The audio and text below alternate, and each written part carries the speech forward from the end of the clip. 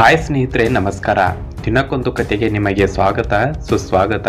ಸ್ನೇಹಿತರೆ, ಇವತ್ತಿನ ಕತೆ ಒಬ್ಬ ಯುವಕನ ಕಥೆಯಾಗಿದೆ. ಯುವಕನ ಧೈರ್ಯ ಮತ್ತು ಸಾಹಸದ ಒಂದು ಕಥೆಯಾಗಿದೆ. ಕಥೆಯ ಹೆಸರು ಮಂತ್ರದ ಖಡ್ಗ ಅಂತ. ಅದೊಂದು ದಟ್ಟವಾದ ಅರಣ್ಯ. ಅಲ್ಲಿ ಗುಹೆಯೊಂದರಲ್ಲಿ ರಾಕ್ಷಸನೊಬ್ಬನಿಂದ ಆ ಕಾಡಿನ ಮಾರ್ಗವಾಗಿ ಸಂಚರಿಸುತ್ತಿದ್ದ ಮಾನವರನ್ನು, ಸಾಕು ಪ್ರಾಣಿಗಳನ್ನು ಕೊಂದು ತಿನ್ನುತ್ತಾ ಜೀವಿಸುತ್ತಿದ್ದ. ಹೀಗಾಗಿ ಆ ಕಾಡಿನತ್ತ ಯಾರೂ ಹೋಗುತ್ತಿರಲಿಲ್ಲ. ಆದರೂ ಆ ಕಾಡಿನ ರಾಕ್ಷಸ ಸುತ್ತಮುತ್ತ ಅಲಿದಾಡಿ ಸಿಕ್ಕಿದ ಜನರನ್ನು ಕಬಳಿಸುತ್ತಾ ತಿನ್ನುತ್ತಾ, ಇದರಿಂದ ಅಲ್ಲಿನ ಊರ ಜನರು ಮತ್ತು ಆ ರಾಜ್ಯದ ಜನರು ಭಯದಿಂದ ಜೀವಿಸ್ತಾ ಇರ್ತಾರೆ. ಎಷ್ಟು ದಿನ ತಾನೇ ಹೀಗೆ ಪ್ರಾಣ ಕೈಯಲ್ಲಿ ಹಿಡ್ಕೊಂಡು ಬಾಳಲು ಸಾಧ್ಯ? ಇದಕ್ಕೊಂದು ಪರಿಹಾರ ಕಂಡುಕೊಳ್ಳೋಣ ಎಂದು ಊರ ಜನ ಮುಖಂಡರು ಸಭೆ ಸೇರ್ತಾರೆ. ಊರಿನ ಮುಖಂಡ, ನನ್ನ ಬಾಂಧವರೇ, ಆ ಮಹಾ ರಾಕ್ಷಸ ಹಾವಳಿಯಿಂದ ನಾವೆಲ್ಲ ನೆಮ್ಮದಿಯಿಂದ ಬಾಳದಂತಾಗಿದೆ. ಈ ಸಂಕಷ್ಟದಿಂದ ಪಾರಾಗೋ ಉಪಾಯ ಯಾರಿಗಾದರೂ ತಿಳಿದಿದ್ರೆ ಹೇಳಿ ಎಂದ. ಆಗ ಆ ಸಭೆಯಲ್ಲಿ ಮುದುಕನೊಬ್ಬ ಎದ್ದು ನಿಂತು ಹೇಳಿದ, ನರ ರಾಕ್ಷಸರನ್ನು ಸಂಹರಿಸದಿದ್ರೆ ನಮ್ಮ ಊರಿಗೆ ಉಳಿಗಾಲವಿಲ್ಲ. ಆ ಮಾಯಾವಿ ರಾಕ್ಷಸನನ್ನು ಕೊಲ್ಲಬೇಕೆಂದ್ರೆ ನದಿ ದಾಟಿ ಕಾಡಿನಲ್ಲಿ ಒಬ್ಬ ಮಹಾನ್ ತಪಸ್ವಿಯಲ್ಲಿಗೆ ಹೋದ್ರೆ ಇದಕ್ಕೊಂದು ಪರಿಹಾರ ಸಿಗಬಹುದು. ಆದ್ರೆ ಅದು ಸುಲಭದ ಮಾತಲ್ಲ. ಏಕೆಂದ್ರೆ ರಾಕ್ಷಸನ ಗುಹೆಯನ್ನು ದಾಟಿಯೇ ಹೋಗ್ಬೇಕು.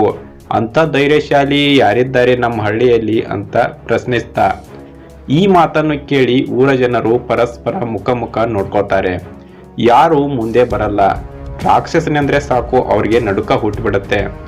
ಇದನ್ನೆಲ್ಲ ಸೂಕ್ಷ್ಮವಾಗಿ ಗಮನಿಸುತ್ತಿದ್ದ ಕೇವಲ 19 ವರ್ಷದ ಬಾಲಕನೊಬ್ಬ ಸಭೆಯಲ್ಲಿ ಎದ್ದು ನಿಂತು, ಮಹಾಜನಗಳೇ, ನೀವು ಒಪ್ಪುವುದಾದರೆ ನಾನು ಆ ಕಾರ್ಯವನ್ನು ಮಾಡಲು ಸಿದ್ಧ ಎಂದ.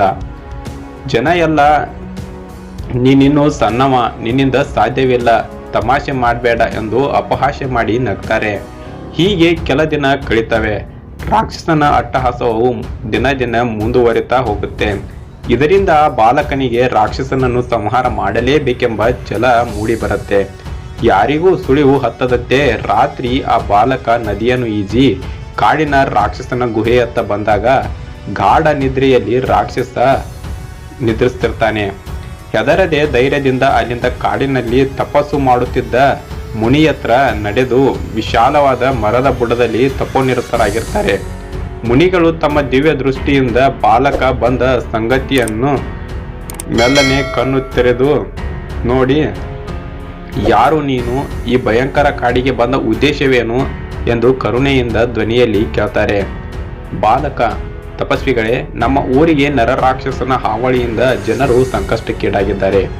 ಆ ರಾಕ್ಷಸನನ್ನು ಸಂಹಾರ ಮಾಡಲು ಸಹಾಯ ಮಾಡಿ ನಮಗೆ ಎಂದು ಕೇಳ್ಕೊಳ್ತಾನೆ. ಬಾಲಕನ ಧೈರ್ಯ ಪರಾಕ್ರಮದ ಗುಣಕ್ಕೆ ಮೆಚ್ಚಿದ ಮುನಿಗಳು ತಮ್ಮ ತಪಸ್ಸಿನ ಪ್ರಭಾವದಿಂದ ಮಂತ್ರದ ಖಡ್ಗವನ್ನು ಕೊಟ್ಟು, ಹೋಗು, ಈ ಖಡ್ಗದಿಂದ ರಾಕ್ಷಸನನ್ನು ಹತ ಮಾಡು ಎಂದು ಹಾರೈಸ್ತಾರೆ ಮತ್ತು ಆಶೀರ್ವದಿಸ್ತಾರೆ. ಆ ಖಡ್ಗದಿಂದ ಗುಹೆಗೆ ಬಂದ ರಾಕ್ಷಸನ ವಿರುದ್ಧ ಬಾಲಕ ಹೋರಾಡ್ತಾನೆ. ತುಂಬಾ ಶಕ್ತಿಶಾಲಿ ಮತ್ತು ಪ್ರಭಾವದಿಂದ ಹೋರಾಡ್ತಾನೆ. ರಾಕ್ಷಸ ತನ್ನ ಎಲ್ಲ ಒಂದು ಶಕ್ತಿಗಳನ್ನು ಬಾಲಕನ ಮೇಲೆ ಪ್ರಯೋಗ ಮಾಡಿದಾಗ ಬಾಲಕ ತನ್ನ ಮಂತ್ರದ ಖಡ್ಗದಿಂದ ಎಲ್ಲ ಶಕ್ತಿಯನ್ನು ನಾಶ ಮಾಡ್ತಾ ಇರ್ತಾನೆ. ಹೀಗೆ ಬಾಲಕ ಮತ್ತು ರಾಕ್ಷಸನ ಮಧ್ಯೆ ಯುದ್ಧ ಜೋರಾಗಿ ನಡೆಯುತ್ತೆ.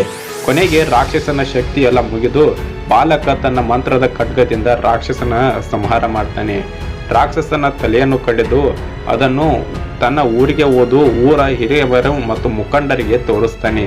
ಇವ ಬಾಲಕನ ಪರಾಕ್ರಮ, ಧೈರ್ಯ, ಗುಣ, ಸಾಹಸವನ್ನು ಮೆಚ್ಚಿದ ಊರ ಜನರು ಆತನನ್ನು ಸನ್ಮಾನಿಸ್ತಾರೆ, ಆತನನ್ನು ಹೊಗಳ್ತಾರೆ ಮತ್ತು ಆತನನ್ನು ಅವರ ರಾಜಧಾನಿಗೆ ಕರೆದುಕೊಂಡು ಹೋಗಿ ರಾಜರ ಹತ್ರ ಹೇಳ್ತಾರೆ.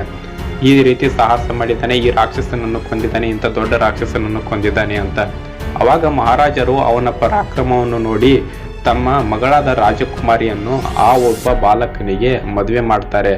ಮುಂದೆ ಆತನ ಧೈರ್ಯ, ಪರಾಕ್ರಮ, ಯುದ್ಧ ಕಲೆಗಳು ಹೀಗೆ ಅನೇಕ ಆತನ ಧೈರ್ಯದಿಂದ ಮತ್ತು ಸಾಹಸವನ್ನು ನೋಡಿ ಮಹಾರಾಜರು ಆ ರಾಜ್ಯದ ರಾಜನನ್ನಾಗಿ ಮಾಡ್ತಾರೆ.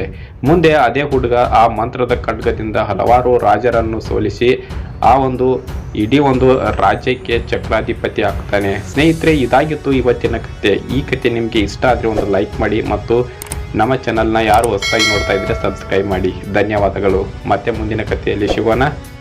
ಬಾಯ್ ಬಾಯ್.